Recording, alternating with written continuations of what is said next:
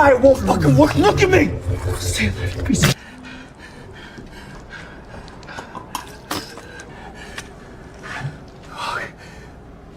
Fuck! Who the fuck are you? Who the fuck? Okay, let's go.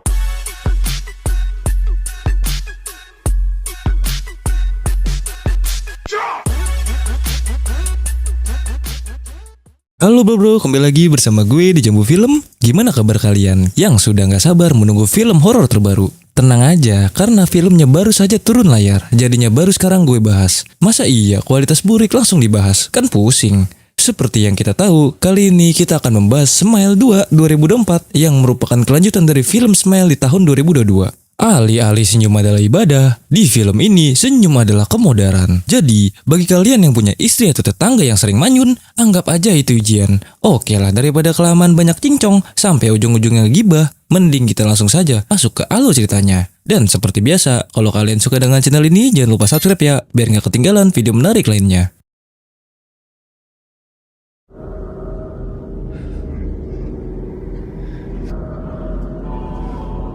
Sequel kedua ini menceritakan 6 hari setelah kematian yang menimpa Rose di film Smile yang pertama. Kini, Joe yang terkena kutukan Smile berniat memindahkannya pada komplotan bandar narkoba. Setelah masuk ke markasnya, tanpa basa-basi, Joe langsung melakukan rencana pemindahan dengan meminta si botak memperhatikan aksinya. Namun, sungguh suwe, Joe pun panik saat si botak malah sekarat terkena tembakan. Karena dengan begitu, kutukan dalam dirinya tidak bisa pindah.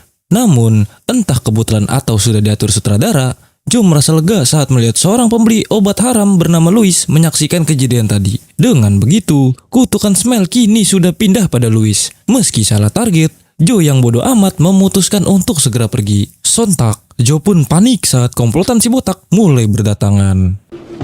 What the fuck is that?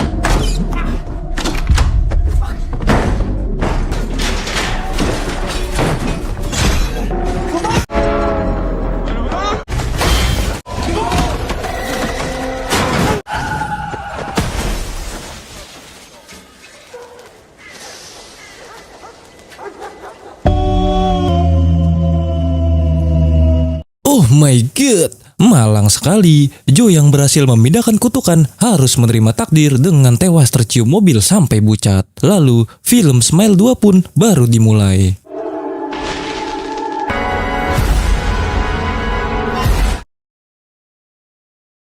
Singkat cerita beralih pada seorang penyanyi terkenal bernama Sky Riley yang sedang melakukan talk show di acara Bicit Bingit Cin. Di tengah sesi talk show, Riley berkata jika dirinya akan comeback dan melakukan tur konser setelah vakum 1 tahun akibat insiden kecelakaan bersama ayangnya. Lantas, sebelum mengakhiri acara, Riley berkata jika dirinya begitu menyesal atas insiden yang menimpanya, yang diakibatkan dirinya kecanduan obat haram. Ia yang sudah rehab berjanji akan menjadi pribadi yang lebih baik. Stress and pressure from the demands of the tour, and I let myself get completely.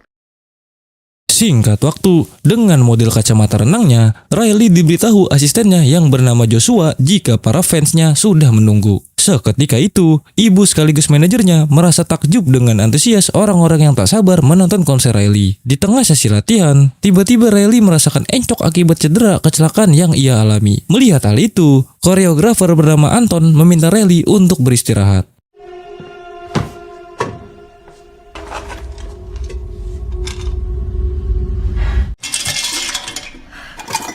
One second.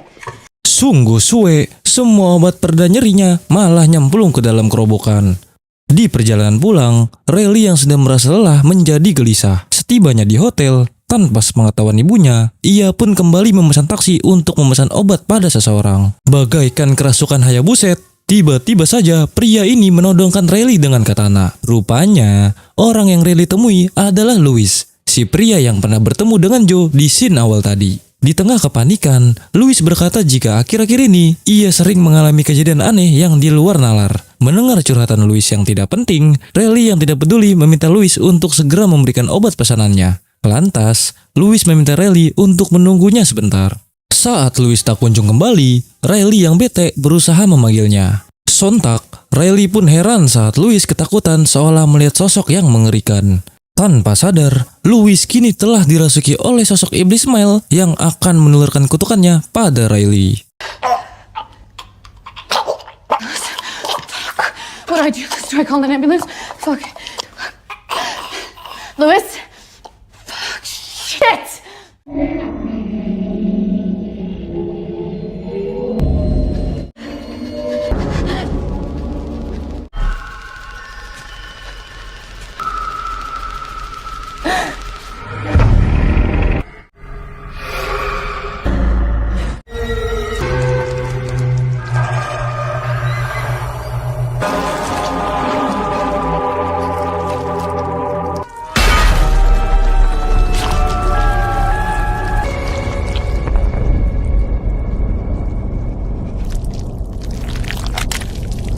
Oh my god, betapa syoknya Riley saat melihat Louis mencium ekstrim besi barbel sampai mokat. Di tengah rasa syok, Riley yang panik memutuskan untuk segera pergi. Sekembalinya ke apartemen, Riley seakan tidak percaya dengan apa yang telah ia alami. Di malam harinya, Riley yang berusaha tidur tiba-tiba mendengar sesuatu.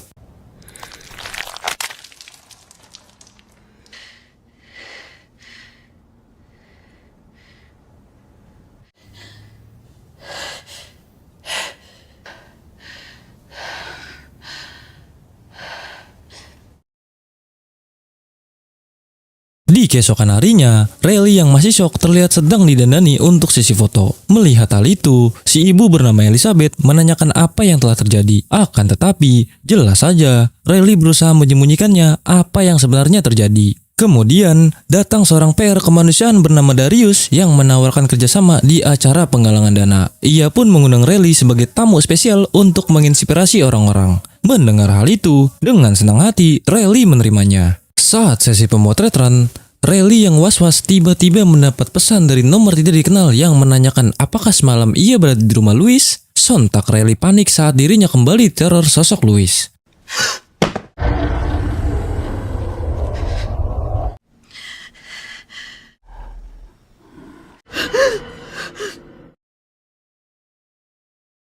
Thank you. All right, let's grab that photo, yeah? Can we do matching poses? Singkat waktu, terlihat Riley sedang mengadakan acara meet and greet dengan para fansnya. Di tengah acara, tiba-tiba Riley merasa tidak nyaman saat dihampiri seorang pria yang wajahnya jerawatan. Hingga saat sesi berfoto, tiba-tiba si pria berkata jika ia ingin sekali merobek wajah Riley untuk menambal wajahnya yang jerawatan. Meskipun takut, Riley berusaha profesional dengan kembali menyambut para fansnya. Namun, sontak Riley pun heran saat bertemu dengan seorang gadis yang menyeringai seperti Louis. Di malam harinya, Riley berusaha menenangkan diri dengan bermain piano. Sontak, ia pun heran dengan botol minumannya yang terjatuh sendiri. Takut ada penyusup, ia pun berusaha mengecek pintu. Namun, dirasa aman, Riley langsung membawa sapu untuk membereskan beling. Betapa syoknya Riley saat melihat kaos si pria berjerawat tiba-tiba berada dalam apartemennya. Di tengah kepanikan, Riley berusaha memastikannya. Hingga setelah dicek, benar saja, ia pun semakin panik saat mendapati baju-baju si pria berjerawat berserakan lengkap dengan sempak bebalur cepirit. Untung saja, sang bestie bernama Gemma datang ke apartemennya. Namun, ia pun heran saat melihat Riley seperti diteror sesuatu. Oh, rupanya, kejadian tadi hanyalah halusinasi semata. Di saat itu pula, Gemma yang kebingungan menanyakan apa yang sebenarnya terjadi. Lantas, Riley berkata jika saat ini dirinya dihantui bayangan mengerikan setelah menyaksikan Louis mendiskon umur. Dirasa Riley sedang ketakutan, Gemma pun memutuskan untuk menginap.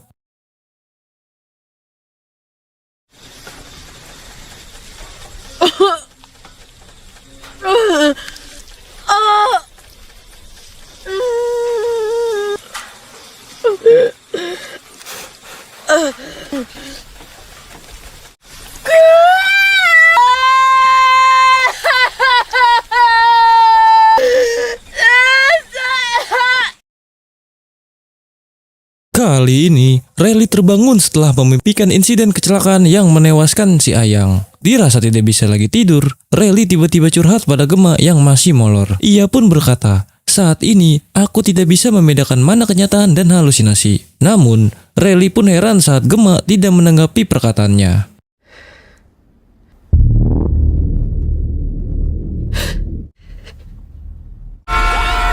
Lagi-lagi, hanya mimpi buruk yang berlapis. Menyadari dirinya kesiangan, Riley pun panik karena hari ini ia banyak acara penting. Setibanya di lokasi, ia pun melakukan peregangan sebelum acara gladi resik.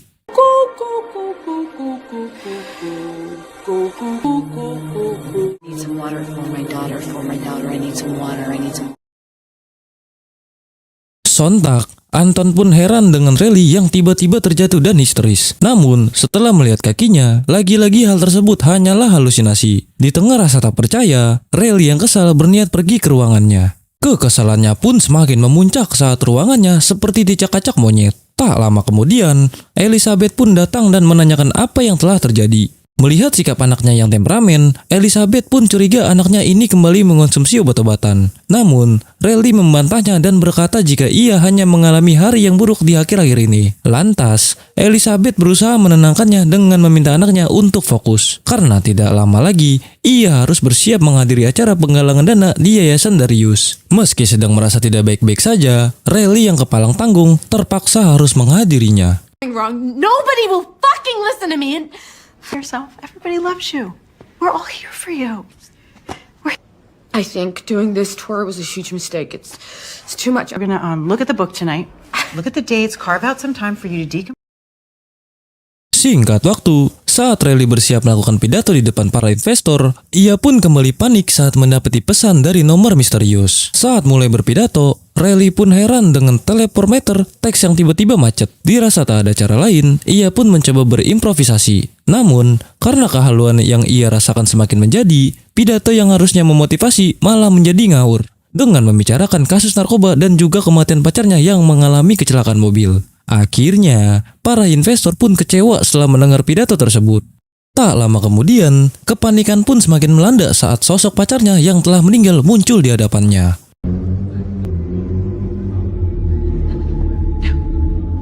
stay away from me. Stay. Paul's dead. You're not Paul. Stop smiling. No, no.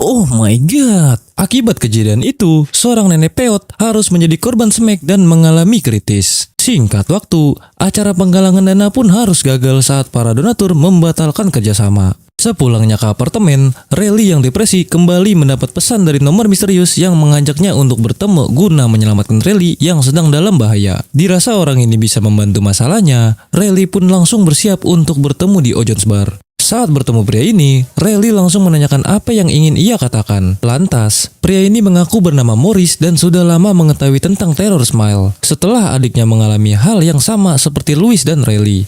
Kemudian, ia pun menjelaskan tentang kutukan Smile, di mana korban yang terkena kutukan akan mengalami mimpi buruk dan halusinasi secara berkala hingga mengalami depresi akut. Setelah mental si korban benar-benar hancur, iblis ini akan merasuki korban dan mendiskon usia di hadapan orang lain supaya siapa saja yang melihatnya akan terkena kutukan itu. Lantas, Morris selaku petugas UGD mempunyai teori untuk mematahkan kutukan Smile, di mana Rally harus menghentikan detak jantungnya untuk beberapa saat supaya si iblis Smile menganggapnya sudah mati. Lalu, Morris akan memberikan suntikan adrenalin untuk membuat Rally kembali hidup. Rally pun diminta untuk setuju agar kutukan ini tidak lagi menular pada orang lain. Namun, Rally yang takut mati beneran langsung menolak. Hingga di tengah cekcok hebat, Rally pun panik saat para netizen mulai menyadari keberadaannya.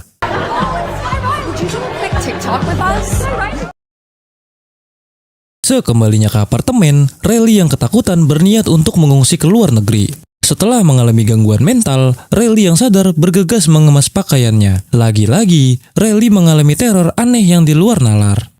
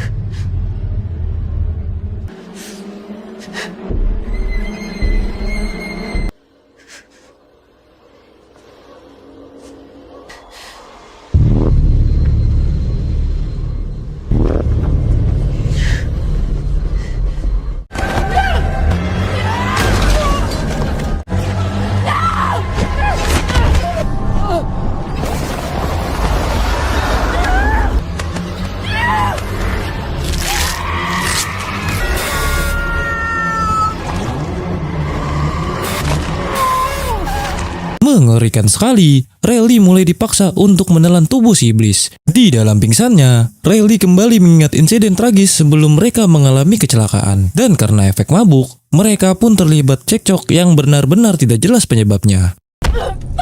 Because I fucking hate you too! I fucking... Kini, Riley pun sadar dengan tubuh yang babak belur, bak dikeroyok pengguruan silat. Lantas, si ibu berkata jika saat ini Riley mengalami gegar otak setelah ditemukan pingsan dengan luka di bagian kepala. Si ibu pun membacoti anaknya karena dianggap kembali meminum obat haram. Namun, kali ini saja ia memaafkannya. Dengan syarat, ia harus beristirahat untuk persiapan tur konser nanti. Mendengar si ibu kembali memfitnahnya, Riley yang kesal terlibat cekcok hebat. Sontak, ia pun panik saat melihat ibunya bertindak ekstrim.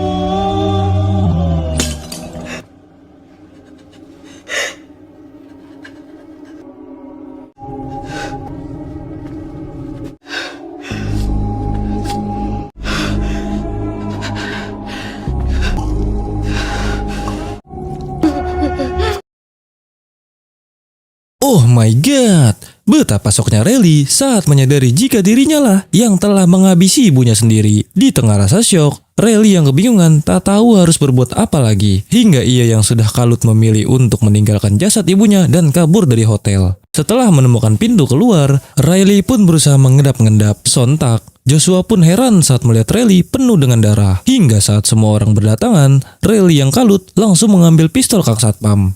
I got you. Hey, I'm sorry. Sky?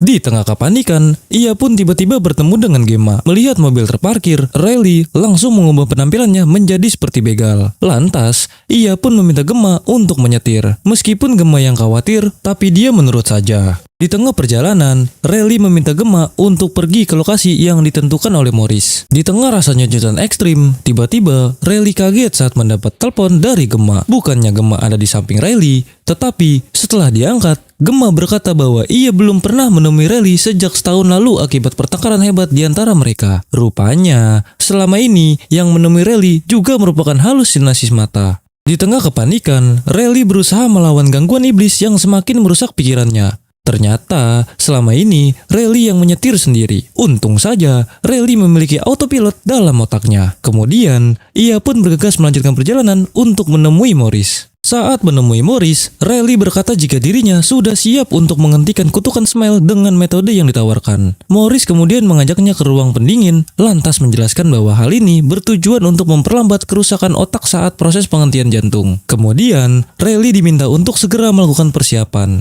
Setelah mengganti pakaian, Morris berencana untuk menyuntikkan obat penghenti jantung pada Riley. Meskipun ngeri, Riley yang ingin lepas dari kutukan meminta Morris untuk segera melakukannya. Sebelum disuntik, Riley berkata jika ia ingin segera terbebas dari jerat si Smile. Meskipun harus mati beneran, ia tidak peduli asalkan kutukan itu tidak menular lagi. Terutama tidak ingin ada seorang pun yang melihatnya. Setelah diberikan termometer, Riley diminta untuk menunggu, sementara Morris akan mencari sesuatu. Singkat waktu, Riley pun heran karena Morris tidak kunjung kembali. Lalu, tiba-tiba...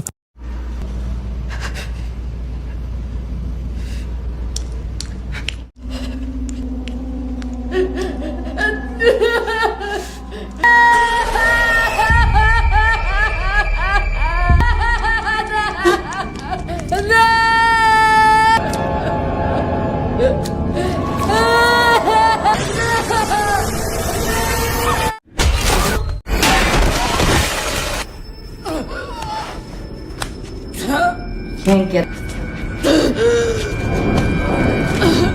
You'll never escape who you truly are.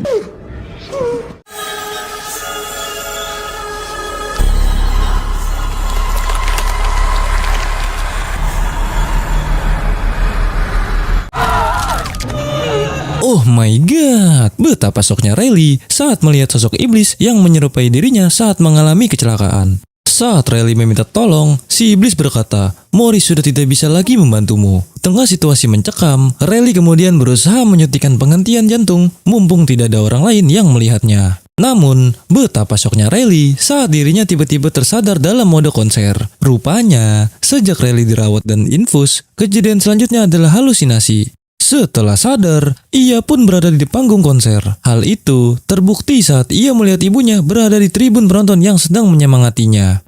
Di tengah rasa syok, tiba-tiba sesuatu yang mengerikan terjadi. Saat itu, iblis yang ada di tribun penonton melihat Riley terkapar dan seolah tersedak sesuatu.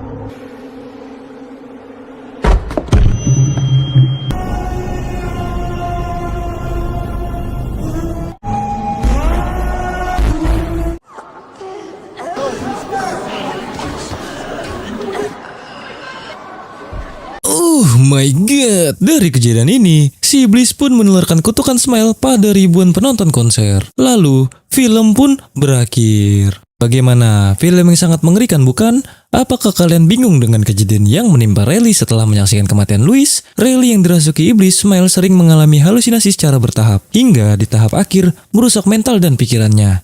Dan untuk kejadian dengan Morris, itu semua adalah halusinasi. Ketika Riley dirawat dan diinfus, ia pun mulai sadar ketika menggelar konser. Setelah itu, pikirannya berantakan. Si iblis pun muncul dan membuat ia modar di hadapan ribuan penonton. Dan itu berarti seluruh penonton di aula dan juga pemirsa yang ada di rumah juga terinfeksi iblis Smile. Apakah kalian tersenyum-senyum sendiri? Cuaks! Mungkin cukup segini saja alur cerita Smile tahun 2024. Jangan lupa like, share, dan subscribe supaya kalian tidak ketinggalan video menarik lainnya. Terima kasih sudah menonton dan sampai jumpa di video berikutnya. Bye-bye.